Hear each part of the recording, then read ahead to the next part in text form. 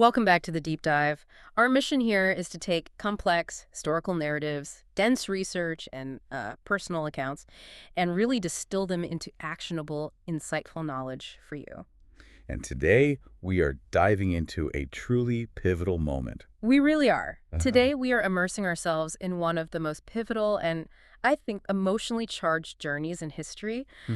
The Hijra, the migration of the Prophet Muhammad, peace be upon him, from Mecca to Medina. And this event, it isn't just a change on a calendar. It's not just a date. You could call it a historical fault line. A fault line, that's a great way to put it. It marked the start of a completely new civilization. It truly is. We're talking about a moment of existential danger for a brand new community that transformed really through sheer faith and a monumental effort into the ultimate triumph of both statecraft and faith. The stakes just could not have been higher. Not at all. Absolutely. And based on the sources you've shared, this deep dive is, well, it's custom tailored to explore the single defining relationship that really underpinned this entire escape. The human element. The human element. Specifically, the bond between the Prophet and his closest companion, Hazrat Abu Bakr al-Siddiq. And that is the absolute core of our exploration today. We aren't just, tracing a route on a map. No. We're conducting what is, I think, a profound character study. We're trying to define unwavering loyalty, sacrificial courage, and that initial blueprint of leadership, all through the lens of Abu Bakr's companionship. And we're analyzing how this one partnership fundamentally kicked off the formation of what became the sophisticated Madinan society. Exactly. The sources paint this journey not merely as an escape, which it was, but as a living testament to dedication, to commitment. So we're going to unpack the terrifying logistics of it all.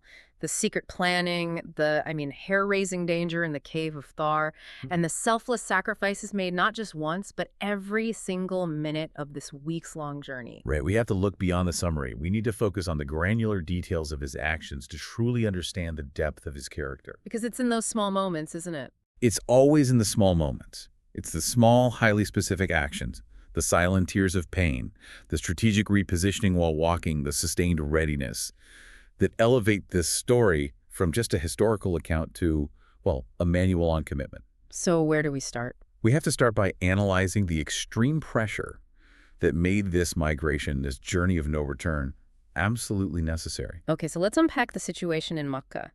By the time the Hijra was mandated, the persecution faced by the early Muslim community, it had intensified beyond just, mere inconvenience. Oh, far beyond. This wasn't just mean words or social shunning anymore. No, this was a calculated effort by the ruling elite, the Quraysh, to systematically crush the new faith. Right. Through comprehensive economic and physical violence. You have to understand the motivations of the Quraysh. They weren't just, let's say, ideologically opposed to the message. It was more than that. It was much more. They were financially and politically terrified. Their entire power base relied on maintaining control of the Kaaba and, the pilgrimage trade that came with it. So this new message was a direct threat. A fundamental threat to their entire socioeconomic structure. It challenged everything. So when we look at that persecution, we have to talk about the boycott. Can you detail the severity of those economic sanctions against the Banu Hashim? It was brutal. There's no other word for it. It was a years-long siege.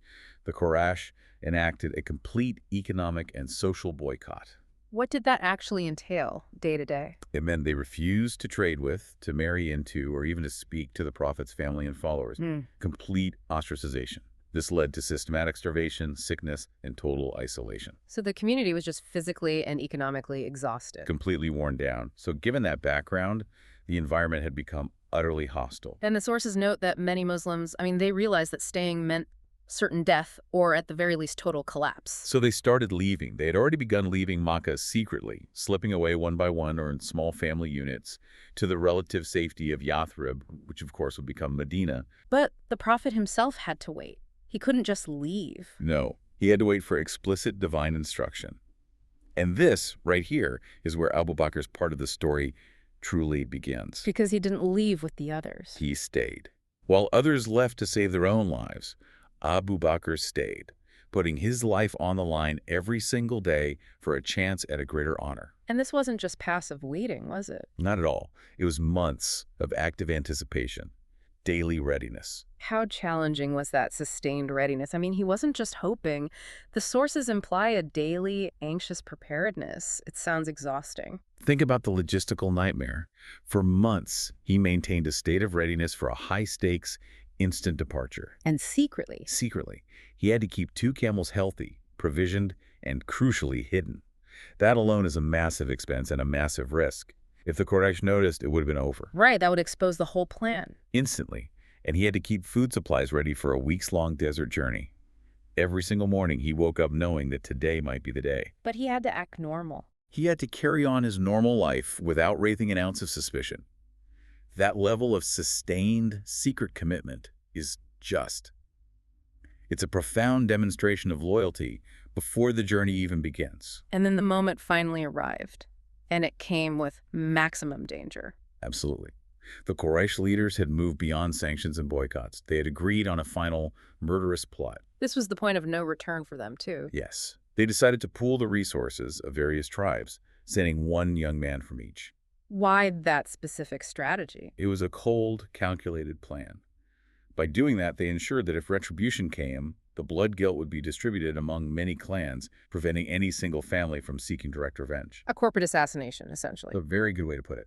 And it was set for that very night. But the Prophet escaped the ring of assassins, and the first place he went was Abu Bakr's house. Yes. This is the moment.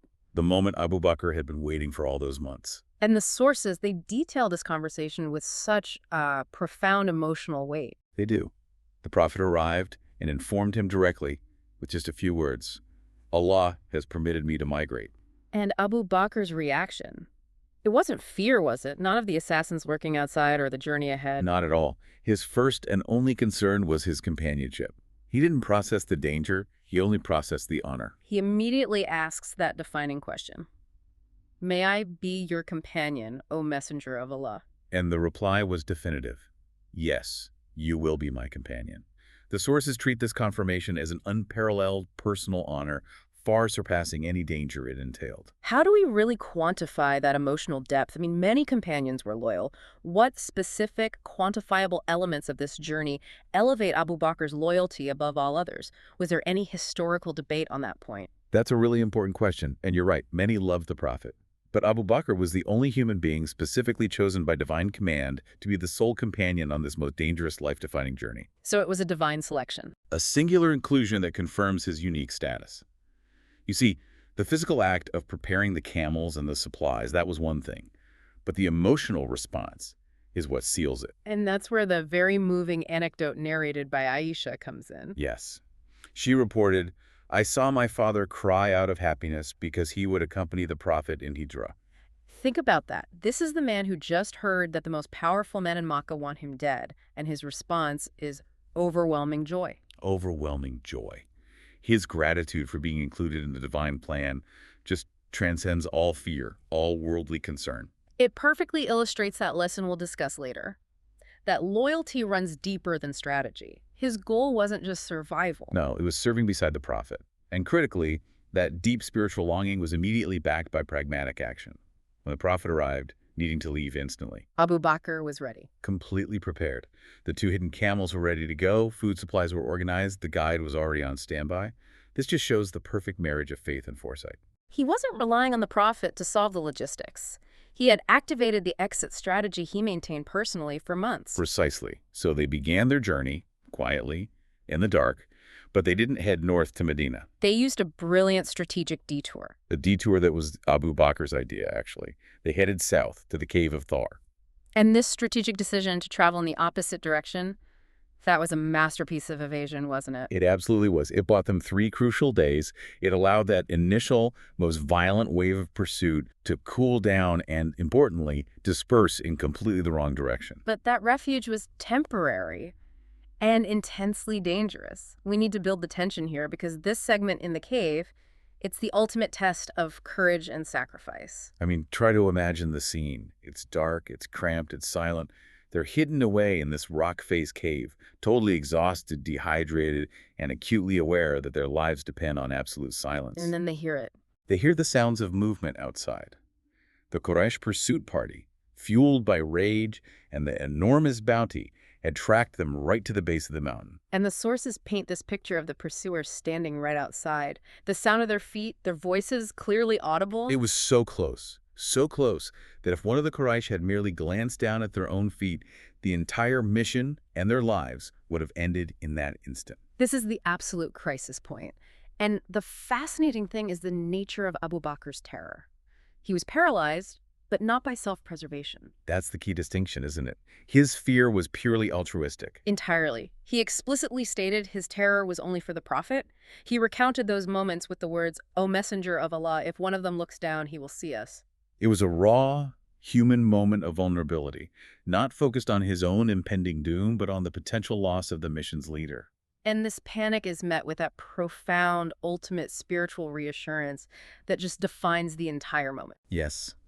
The Prophet's reply provided not just comfort, but a truth that shifts the entire historical context. He says, "Do not fear, for Allah is with us." And that phrase, immortalized in the Quran, it transforms the dark cave from a temporary hiding spot into a sanctuary protected by the divine. It tells Abu Bakr, and all of us really, that in the moment of greatest vulnerability, they are not two people alone against the world. They are two people with a third, unseen presence. And that spiritual confidence, that reassurance, allowed Abu Bakr to commit an act of unbelievable physical sacrifice, one that the sources emphasize must never, ever be glossed over. So let's dedicate some significant time to this detail because it speaks volumes about the level of his protective instinct. Yeah. He knew the cave was full of potential threats, right? Of course, snakes, scorpions, other dangers lurking in fissures and holes in the rock. So to ensure the Prophet could rest safely, what did he do? He deliberately blocked as many holes as he could find with pieces of his own clothes, with anything he could find. He essentially made himself a human shield against the unseen dangers within the cave. He prioritized the Prophet's rest and safety over his own comfort and, well, his own potential danger. And it goes even further. There remained one hole, one single opening he couldn't cover without exposing another area. So what did he do? The sources are very specific about this. He covered that remaining opening with his foot. With his own foot? Yes, a conscious, painful decision to make his own body the final silent line of defense. If anything emerged, it would target him first, allowing the Prophet to remain undisturbed. And this selfless decision, it resulted in the ultimate sacrifice. A snake bit him through that uncovered hole. A severe, painful, and potentially lethal venomous bite. The venom would have caused instant searing, just incapacitating pain. Absolutely. Yet the shocking detail is his silence. He endured the extreme agony without making a single sound. No gasp, no sudden movement. Nothing. Specifically so as not to disturb the sleeping Prophet. His spiritual discipline just completely outweighed his physical suffering. Imagine that agony. I mean, how does enduring that level of pain silently change our modern understanding of selflessness and leadership and loyalty? Well, it's not just about, toughing it out. Oh. It's about prioritizing the mission, prioritize the comfort of the other person above your own overwhelming survival instinct. It speaks to the idea that true devotion is completely selfless. He wasn't thinking about an antidote or even alerting the Prophet to treat the wound. He was only thinking about preserving that moment of rest. Exactly. The discovery of his injury is profoundly human. He maintained his silence until the pain became so excruciating that tears just ran down his face. Silent tears. And it was one drop of those tears falling onto the Prophet's cheek that woke him. Yes. Finally revealing the extent of Abu Bakr's suffering. That single teardrop revealed the entire selfless truth of the situation. It wasn't a cry for help. It was the inevitable manifestation of internalized agony. The analysis of this act is clear. The sources summarize this segment as the ultimate demonstration of love, sacrifice, and loyalty beyond imagination. It sets a standard for companionship that remains unmatched. It provides a powerful answer to my earlier question about what elevated his loyalty above all others. It was physical, immediate, and utterly selfless sacrifice. So after those 3 days of shared peril and this profound spiritual experience, they had to move. They resumed the journey, but the threat was far from over. Far from it. After leaving the Cave of Thor, they began the actual journey to Medina, traveling through desolate, often treacherous desert terrain. The danger remained at a critical level. Because the Quraysh had not given up. Not at all. And the bounty they had placed was immense. We need to detail this reward, because it motivated not just the Quraysh, but every opportunistic bounty hunter and tribal warrior in the entire region. What was the reward exactly? The sources mention that the reward offered for the capture or even the death of the Prophet and Abu Bakr was 100 camels. 100 camels. In the currency of the desert, that's... A truly life-changing sum. It was enough wealth to secure a family's future for generations. This turned the entire region into a dangerous, high-stakes hunting ground. So they relied on a skilled guide, someone who knew the desolate, winding desert paths to avoid the main roads. Yes, but even the best planning couldn't guarantee safety from highly motivated individuals like the warrior Suraka ibn Malik. And who was he? Suraka was a formidable tracker, experienced, skilled, and driven by that massive reward. He managed to track their movements and approach them on his horse. So this wasn't a near miss. This was a direct existential confrontation in open desert. Absolutely. Suraka approached, fully intending to attack and seize the bounty. But the narrative shifts immediately to the miraculous intervention that followed. What happened? The sources state that as Suraka drew near, his horse, inexplicably, began to sink into the soft sand. It just got bogged down. He couldn't move forward. He managed to free his horse, but as soon as he pointed it toward the travelers again, the horse sank deeper and more forcefully than before. And this happened more than once. Yes, this repeated phenomenon, a clear intervention against his professional skills as a rider and tracker, forced Suraka to realize that this was not ordinary evasion. This was divine protection. Exactly. He went from being a violent predator seeking wealth to recognizing the immense spiritual power of those he was pursuing. His transformation was immediate and complete. It was. Recognizing the futility of his attack, Suraka begged for forgiveness. He's even offered his assistance and asked him to pray for his well-being. This physical miracle forced an immediate psychological and spiritual conversion. And what's fascinating is how the prophet responds. He doesn't just grant forgiveness. No, he provides an absolute guarantee of future glory. The prophecy. He issues this stunning prophecy right there, in that moment of acute vulnerability in the middle of the scorching desert. He predicts to Suraka, "One day you will wear the bracelets of the Persian emperor." That is just an audacious promise. Think about the context. They are refugees, hunted, running for their lives from their home city, utterly powerless in the eyes of the world. And yet, the prophet is speaking of a future where his community will conquer the mighty Persian Empire, one of the two global superpowers at the time. And that this very bounty hunter would wear its regal spoils? It communicates absolute certainty of mission success. It tells Abu Bakr, standing right there, that their current hardship is temporary and their ultimate victory is divinely ordained. That prophecy wasn't just for Suraka, was it? No. It was a powerful, audible reinforcement of faith for the companion who had just risked his life multiple times over. And the sources confirm the profound weight of this prophecy's fulfillment. Decades later, during the Caliphate of Umar, after the successful conquest of Persia, the treasures of Emperor Khosrow were brought back to Medina, and Suraka was summoned. And he was made to wear the emperor's opulent bracelets. That historical fulfillment, rooted in a moment of near-death desperation, connects the vulnerability of the Hijra to the future glory of the state. It validates the faith they were demonstrating in that critical moment of transit. It's the ultimate validation of prophetic vision. It is. And the journey itself was physically brutal. The constant threat demanded constant vigilance, which leads us back to Abu Bakr's continuous active state of protection. Specifically, his distinctive walking formation. Yes, the sources detail his unwavering commitment to protective movement throughout all the days of travel. He was physically exhausting himself by constantly changing his position while they walked. Can you describe that pattern for us? Well, sometimes he would walk ahead, anticipating frontal threats. Then he would fall behind, checking for pursuit. Sometimes he would flank the prophet on the left and then switch over to the right. A continuous, dynamic security detail performed by one man. And the reason for this constant shifting was tactical and entirely selfless. He moved so that any potential attack, whether it was an arrow, a spear, or another bounty hunter, would have to strike him first. It just confirms his willingness to sacrifice his life every single second of that journey. This is the definition of loyalty in action. He wasn't just performing a duty. He was interposing his body as a mobile, proactive shield. Right. And this continuous commitment provides a powerful illustration for that lesson we'll analyze later. That true leadership means putting yourself on the line, physically, mentally, financially, before others. So after enduring weeks of relentless danger, strategic evasions, and these profound displays of loyalty, they finally reached the outskirts of Yathrib. Soon to be renamed Medinat Unabi, the city of the prophet. And this arrival marked not just the end of a perilous journey, But the birth of a nation. The atmosphere in Medina was one of overwhelming joy and relief. The sources describe crowds just flooding the streets. the Muhajirun, the earlier Makan immigrants, and the Ansar, the local Madanan helpers, they all came out. En masse. You have children reciting poetry, women singing songs of welcome. Hearts were truly overflowing with happiness. It was the culmination of years of suffering. The moment Makkah's loss became Medina's overwhelming strength. It was. But despite this massive celebration, there was an incredibly subtle, touching detail that highlights the humility of the two men. The confusion among the welcoming crowds. Yes. People were asking, which one of you is Muhammad?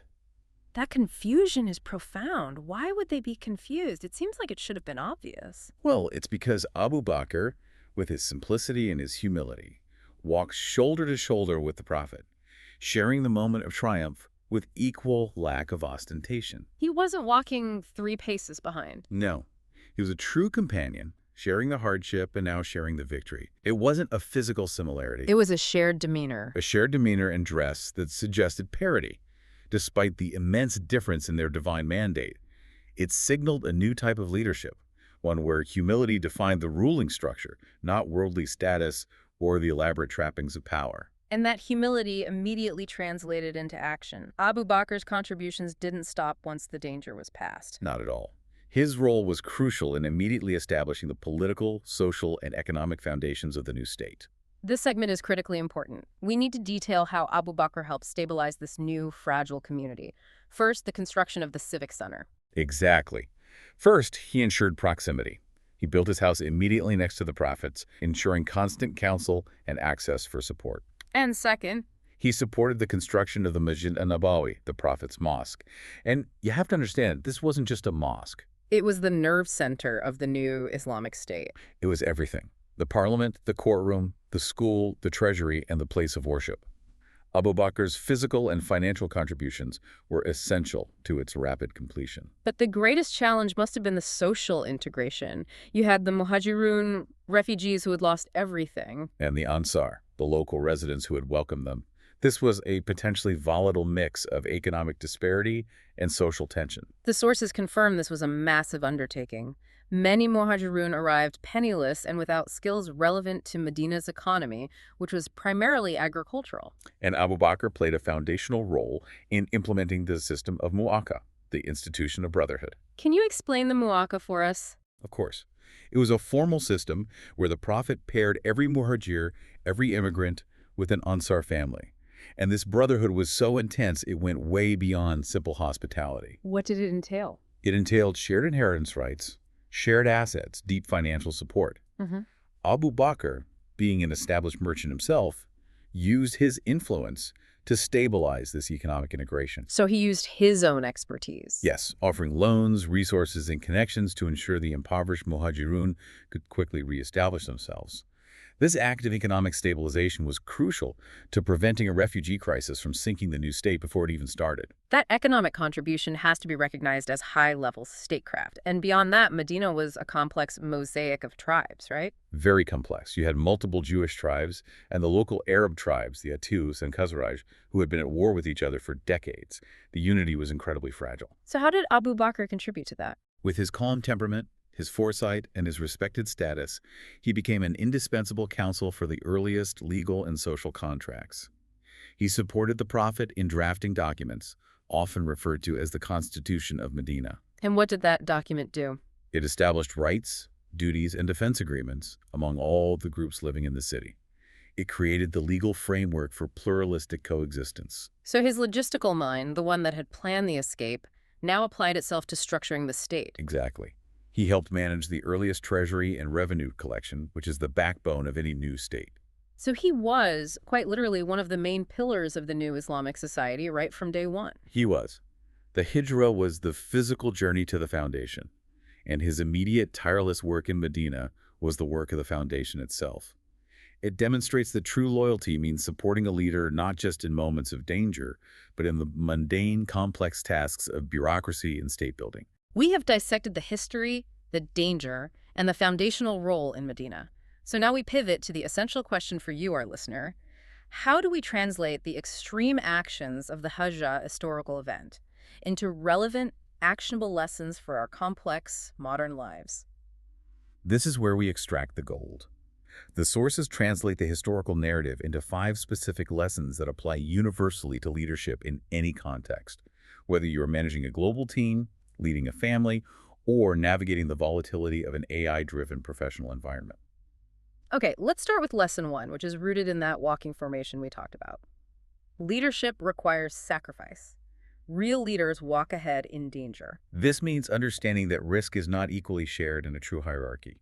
In a modern corporate sense, if there's financial hardship, a reputational threat, or a strategic failure, the leader should be the first to take the hit. They shield the team. They shield the team. Can I give a concrete analogy? Please do. How does Abu Bakr's willingness to walk ahead translate to the modern professional environment? Okay, think of a startup facing a critical product launch failure or major economic volatility. The CEO, who immediately cuts their own salary and takes the brunt of the negative press, protecting the jobs and reputation of their employees. That person is demonstrating sacrificial leadership? Precisely. Abu Bakr physically interposed himself. Modern leaders must interpose their professional or financial well-being before the teams. It's the absolute antithesis of the leader who delegates the hardest parts of vulnerability while retreating to safety. Okay, that makes sense. Moving to lesson 2, which we saw exemplified over those months of waiting. Loyalty is greater than strategy. A loyal heart is worth more than a smart mind.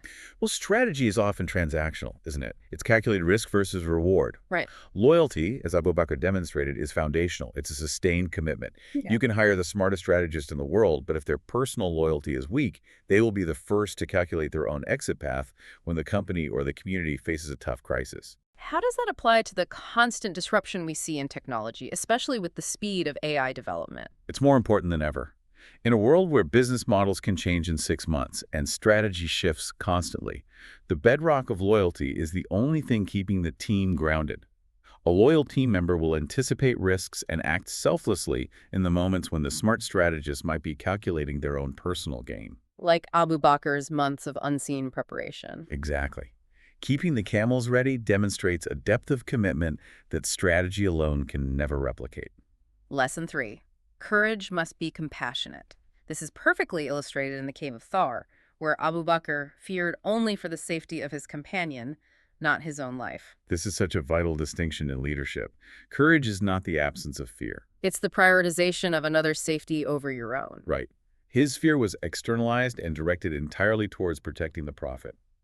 This compassionate courage allows leaders to make selfless, ethical decisions, even when they're facing personal ruin. So, in a high-stakes, high-pressure environment, let's say a boardroom facing a compliance crisis, what would compassionate courage look like? It would mean making the ethical choice that protects the long-term integrity of the organization and the well-being of the stakeholders, even if that decision requires severe personal sacrifice like stepping down, or revealing critical information that could temporarily damage the leader's own reputation. So it's about being brave because you care more about protecting the entity than you do about yourself. That's it. Abu Bakr embodied that selfless protection. Now to lesson 4, which relates directly to him silently enduring the snake bite. True friendship is protective.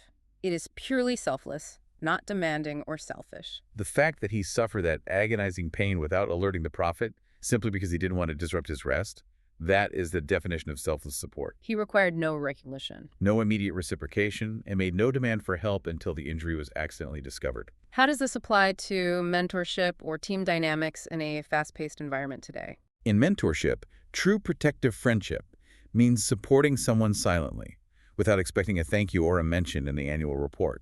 It means doing the difficult, unglamorous work of shielding your mentee or your teammate from unnecessary stress or risk, allowing them the space to succeed or to rest. It means not making your support transactional. It's an internal ethic of service. And finally, lesson 5, distilled in the prophet's statement to him. Trust in Allah brings calmness, finding peace even in the darkest circumstances. When the enemy was literally at the threshold of the cave, faith, That ultimate reliance on a deeper purpose or divine providence was the source of ultimate calm. And that inner peace prevented panic. Yes, allowing for clear, rational, and faithful action. We face so much global uncertainty today, whether it's economic volatility or rapid technological displacement. How do we achieve that cave of Thar calmness? I think it translates to maintaining perspective. When you're faced with overwhelming change, those who are anchored by a deeper conviction or belief system are less likely to fall into panic mode. Because they have a foundation. They have a foundation.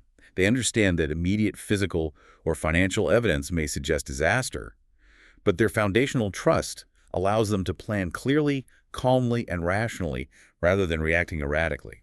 It's the ability to zoom out and rely on a vision that is bigger than the immediate threat. The historical narrative is truly a manual for character development and ethical leadership, applicable across all domains. This kind of deep, tested trust, it's becoming the most precious commodity in our world today. This deep dive into the Hijra has been an exploration of the absolute limits of human endurance and devotion.